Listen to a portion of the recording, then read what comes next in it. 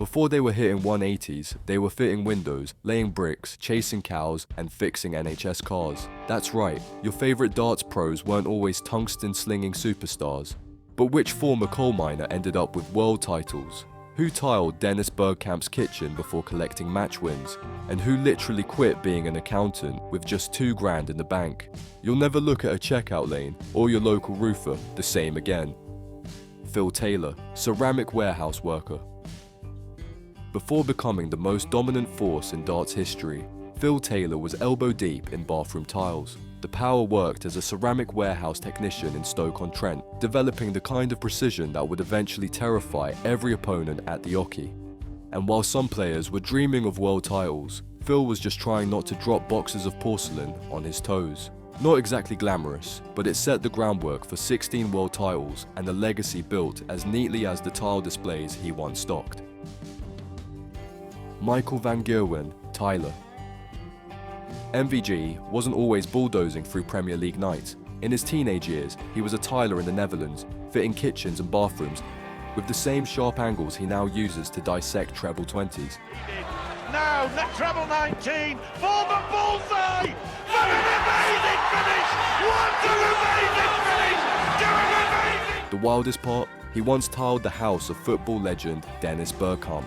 That's gotta be the most high-pressure job interview in Dutch history. From levelling floors to levelling his competition, MVG's steady hands have always been part of the game plan.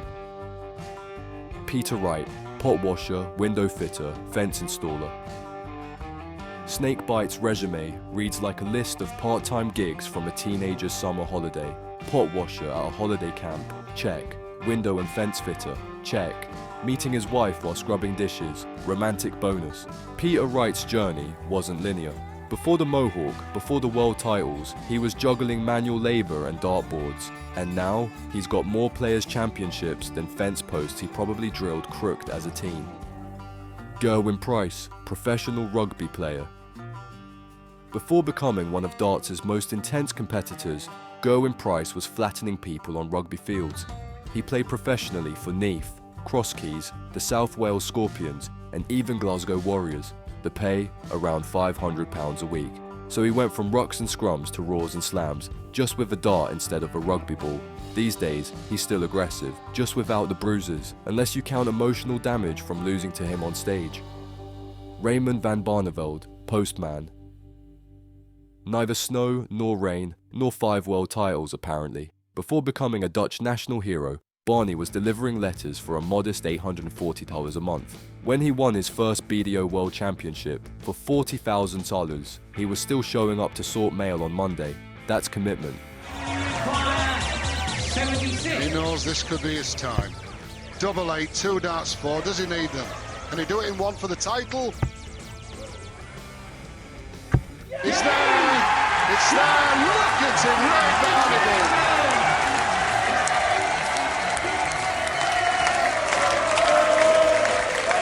Imagine your local postie turning up with a trophy bigger than the mail cart. Oh, and 10,000 fans showed up at Schiphol Airport when he flew back. Your move, Amazon drivers. Gary Anderson, marble fireplace builder and pub landlord. Before he was the Flying Scotsman, Gary Anderson had 2 very grounded careers. First, he spent nearly 20 years building marble fireplaces in Edinburgh, crafting halves with precision that would later echo in his throw. But that's not all. Gary also ran the Wellington Arms pub in Somerset, working under fellow darts player Steve Grubb. It wasn't just any pub, it was a darts haunt, with regulars like Trina Gulliver and Mark Webster dropping in for a pint and a throw. From shaping marble to pulling pints, Gary's journey to the top was forged in fire, and probably a lot of late night trebles, both on the board and behind the bar. James Wade, mechanic. Before James Wade was fixing his opponent's averages with icy checkouts, he was fixing cars. Well, anyway, off treble 17 for the man. He's done it. James Wade with a crushing 1-2-1 out shot to win a thriller over the Australian. A full-time mechanic, Wade kept the engines of Hampshire humming while chasing down his darts dream. During the COVID lockdown, he even helped NHS staff by repairing their vehicles, just casually slotting in community hero between Premier League nights. Let's just say, his transition from oil-stained overalls to black and green match gear proves one thing. He's always had a talent for precision tuning. Adrian Lewis, builder and phone repair guy. Adrian Lewis has always been a bit of a wild card, and his CV proves it. He started out as a builder, which he said he enjoyed, and later worked in a mobile phone repair shop, which he absolutely didn't. Imagine Jackpot Lewis trying to fix your iPhone screen after busting his own with a bounce out. Luckily for us, he swapped cracked screens for cracking 1800s. The chaser. Oh, what a start! I was just about to say. He may not have liked customer service, but he had a natural talent for blowing up scoreboards instead. Fallon Sherock, hairdresser. Before making history at the PDC World Championship, Fallon Sherock was wielding scissors instead of darts. A hairdresser from Milton Keynes, she was styling fringes long before she was slicing through world-class opponents. Let's be honest, anyone brave enough to trust a stranger with their fringe has the nerves for a sudden death leg at Ali Pali. Fallon's rise from salon chairs to sports headlines proves one thing. Her game, much like her client's hair, is always sharp. Nathan Aspenol, accountant. Picture this. You're sitting at a desk, crunching spreadsheets with just $2,000 in your bank account, and then you quit your job to chase the dream. That's exactly what Nathan Aspenol did. Yeah, so like I said, I quit my job, so that gave me more time to practice, and that was the annoying thing. I was doing more practicing than I've ever done in my life. That's why I quit my job. You hear about like Phil, he used to do 8 hours a day. You hear all these players that put 5, 6, 7 hours a day in, and that's what I thought I needed to do. And I was doing 6 to 8 hours a day, and I was turning up to events feeling brilliant, and I'd play okay, and then as soon as it came down to the nitty-gritty, I needed the money.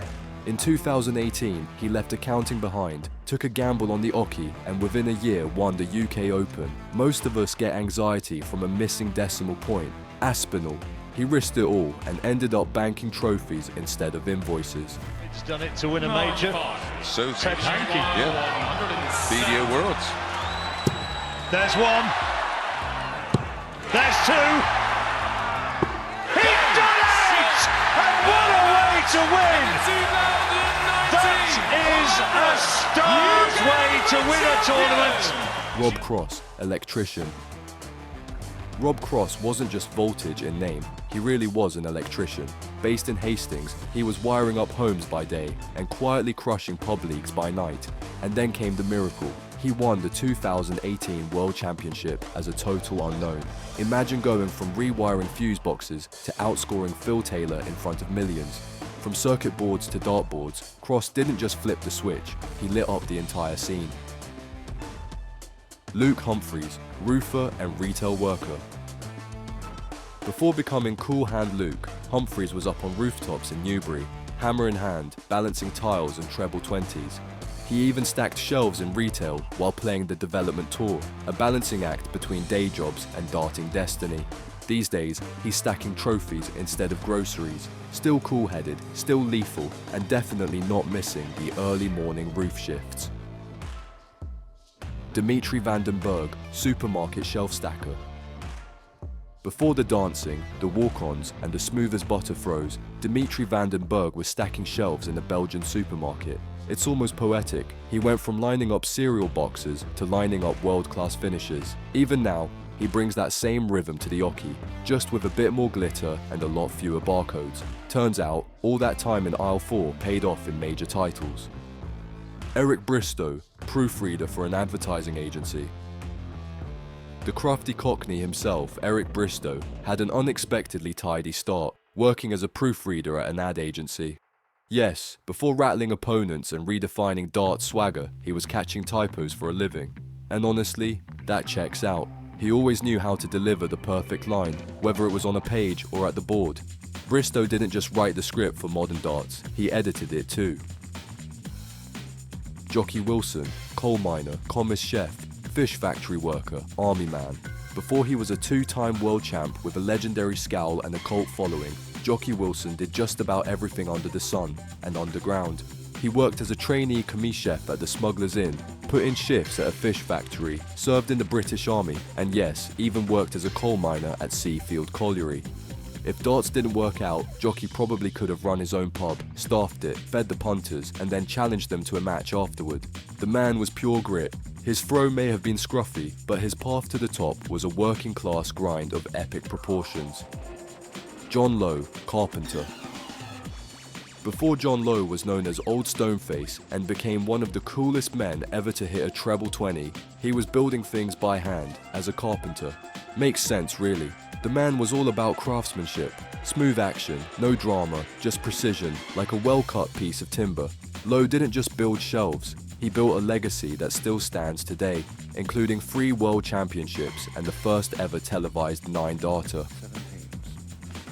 Yes.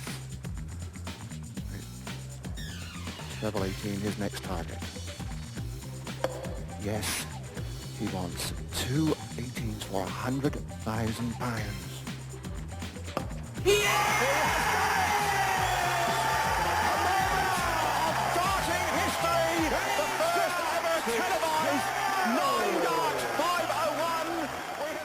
Not bad for a guy who used to spend his days measuring twice and cutting once. Dennis Priestley, coal merchant. Before he was known as the menace on the Oki, Dennis Priestley was delivering the heat in a much more literal way as a coal merchant in Mexborough. He didn't mind the coal, he sold it, and considering his later precision on the dartboard, we're guessing every sack was weighed down to the last pebble. From shoveling coal to lifting world titles, Priestley became the first ever player to win both the BDO and PDC World Championships. Proof that even if you're covered in coal dust, greatness still finds a way to shine through. So what did we learn from all this? That greatness doesn't come pre-packaged. It comes from tile dust, greasy overalls, pub shifts, and posty rounds. These darting legends didn't start with sponsorship deals or flashy walk-ons. They started with Monday morning shifts and jobs that paid just enough to scrape by.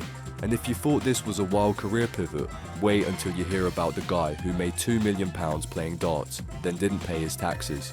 Yep, a cautionary tale, a financial disaster, and a perfect example of how to torch a fortune faster than you can say 180. Click the next video to see how it all went down. You won't believe how badly he fumbled the bag.